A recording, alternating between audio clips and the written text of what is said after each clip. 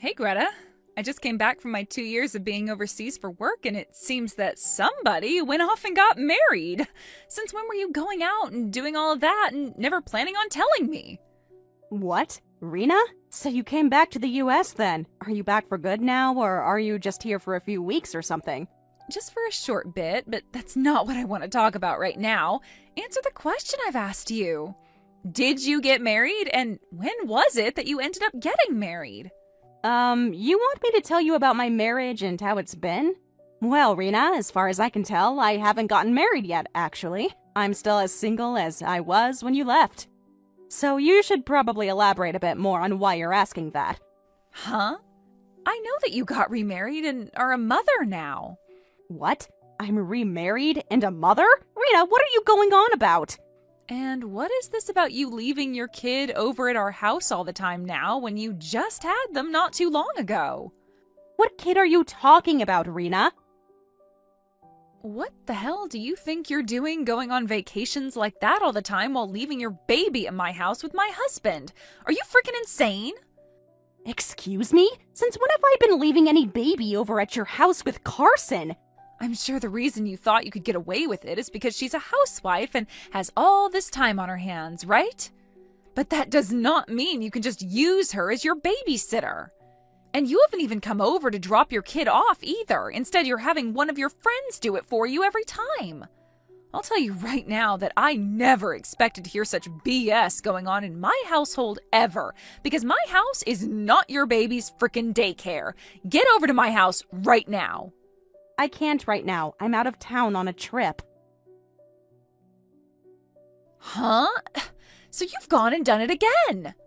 Leaving your kid in my husband's hands while you run off to have more fun. Where'd you go this time, huh? Are you out having an affair or something now? Calm the hell down, Rena. Dang it, girl. You're starting to piss me off now. You think I can freaking calm down right now? My own husband has been getting harassed by my older sister and her baby.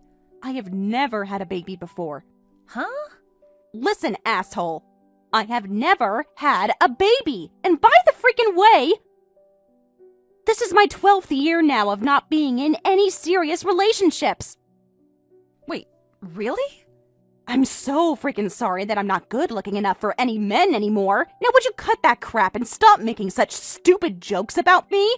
I am actually going to block you if you keep that up. Then you being on that trip is... I am on vacation with Mom for her birthday. Her and I came to this beautiful resort to relax and enjoy the spa. So you have a problem with us being here? Now that you mention it, Mom's birthday, it'll be next Tuesday, right? That's right. And since both Mom and I have jobs during the week, we decided it would be best to take this trip during a long weekend.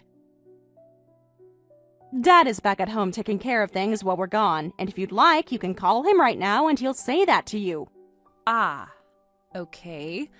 All right, so do we have a freaking problem here? No, we don't. Are you sure? Yes. Then we can stop talking now. Right now, I'm getting into the hot tub with Mom so that we can relax before starting our day. Oh, wait. I wasn't lying about my husband having a baby with him right now. What? So far, he and I haven't been trying to have a baby or anything. And you should even understand that since I've been away for 2 years now... Fair point. And one of you would have said something if you were trying for a kid. Also, I've seen Carson a few times while you've been out of the US, and he never said anything about wanting a kid. Right? I was shocked by the fact that he was having to care for this baby, and so I asked him where it came from. He told me that for the past month and a half now, you've been having one of your friends bring your baby over and dropping them off with Carson. What the hell? I get that it's not your baby now. But the fact that there is this random baby in our house who has been under my husband's care for the past month and a half is concerning to me. I see. Please help me figure all of this out. I have no idea what happened here while I was gone, and now I'm starting to panic. Just tell me something. Is there anything you can remember that would tie into this? I just asked Mom about it all as well, but she told me she hasn't really seen Carson for over a year now and has only ever been able to text and call with her once or twice. The same goes for me, actually. The last time I saw her was around 9 months ago, and that was out in public. Your guys' house is about an hour away from us, so it's rare for me to see her unless we make plans, which we haven't been. That makes sense. All right. Let me ask you this. Before you came back home, did you say anything to Carson about it? No. I planned on this to be a surprise for him, and so I never even hinted at the fact that I'd be back home in the States and coming home. So when I came into the house to surprise him... There was a baby with him that you have never even seen or heard about before? That's correct. Honestly, what the hell is going on here? What all caused this to happen? No, wait. Oh, I kind of know what it could be. Right now, I actually kind of suspect him of cheating on me, Greta. Well, before you start to blame him or anything, you need to make sure you have evidence of that sort of thing. At least now I understand what you were screaming like a bitch for. Today is the last day of our trip, and we'll be checking out this morning after we are done in the hot tub. On our way home, we can swing by your place and see what all is going on with Carson and that baby. How does that sound? That's fine. I'm sorry for texting you in such an awful manner while you're with Mom. Well, today is the last day anyway, so you didn't kill too much of my mood. But don't think that I fully forgive you yet for the way you acted. Just, for the time being, calm down. Also, do not do anything that would make Carson think you're catching on to him. Don't question him about anything, don't yell at him about anything, don't do anything that would make him feel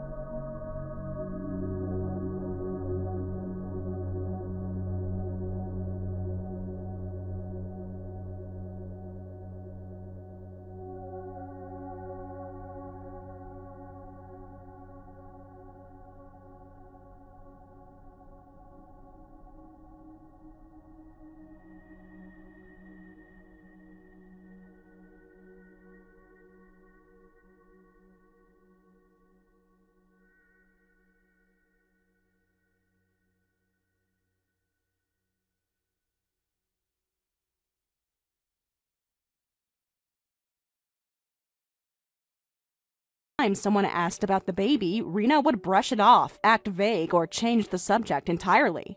Then the truth came out. The baby wasn't some distant cousin's or part of a foster program. The baby was hers, Rena's. And not only was it hers, but she'd had it with another man while she was in Australia. An affair, a whole secret relationship while she was still married to Carson. She had lied to everyone, lied to her husband, lied to her family, and dragged a child into the middle of a mess she created. Carson was devastated.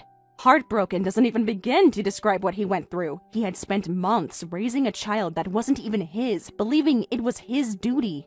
All while his wife had been hiding the truth from him. It didn't take long for him to file for divorce, and with help from Carson's lawyer and plenty of support from our family, he managed to secure a pretty serious settlement. The court didn't look kindly on infidelity combined with deception, especially when there was a child involved. But before everything was finalized, Rena made one last move. Rather than pay the full settlement, she chose an alternative option, marrying Jillian's husband, the man she had the baby with. That was the only way she could reduce her payout.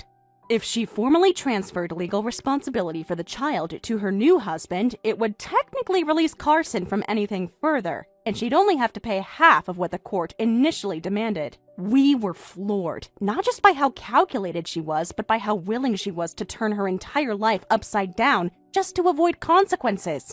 The last time we saw her was at the courthouse. Rena and Jillian's now ex-husband were both crying as they submitted their marriage paperwork, surrounded by tension, embarrassment, and a whole lot of whispers.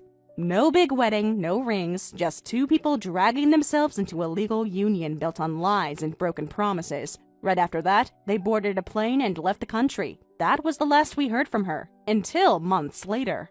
Just before she left, though, she got an earful from my mom. And when I say earful, I mean it was the kind of chewing out that leaves a permanent dent in your soul. If you'd been there, you would have thought Rena's ears were bleeding from the verbal beatdown she got.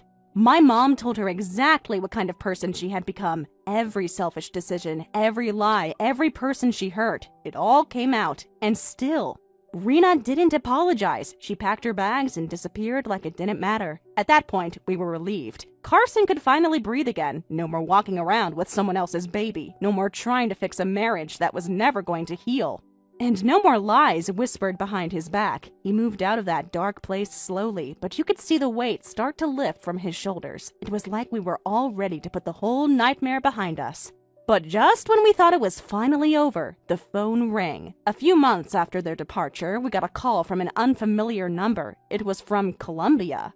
And the man on the other end introduced himself as Rena's new boss. He said he was calling because something serious had happened and wasn't sure who else to reach out to. Apparently, Rena had started working at some international office there and, unsurprisingly, she had gotten involved with yet another man. This time, it was someone from her workplace, and it wasn't just a casual fling. It was causing tension in the office. Public scenes, sneaking off during shifts, and eventually, things escalated. Jillian's ex-husband, now Rena's husband, found out about it, and he didn't take it well.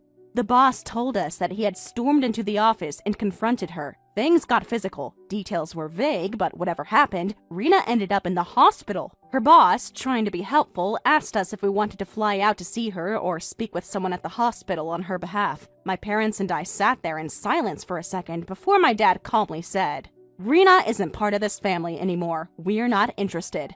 There was a long pause. The boss apologized for disturbing us, said he understood, and hung up. And just like that, it was over. No follow-up, no updates, no dramatic last-minute plea from Rena, just a dead phone line and a bitter sense of finality. And you know what? I felt nothing. No sadness, no regret, just relief. After everything. After all the destruction, the manipulation, the emotional warfare, it was like closing a door that should have been shut a long time ago. Rena made her choices. And she burned every bridge she had along the way. Maybe one day she'll look back and understand what she lost. But for the rest of us, that chapter's closed. Thank goodness for that. Thank you for watching all the way until the end. If you felt good after watching this video, please like the video. If not, please leave a comment and give us your feedback. Also, don't forget to subscribe. Your comments and likes help this channel grow. We hope you enjoy our other stories as well.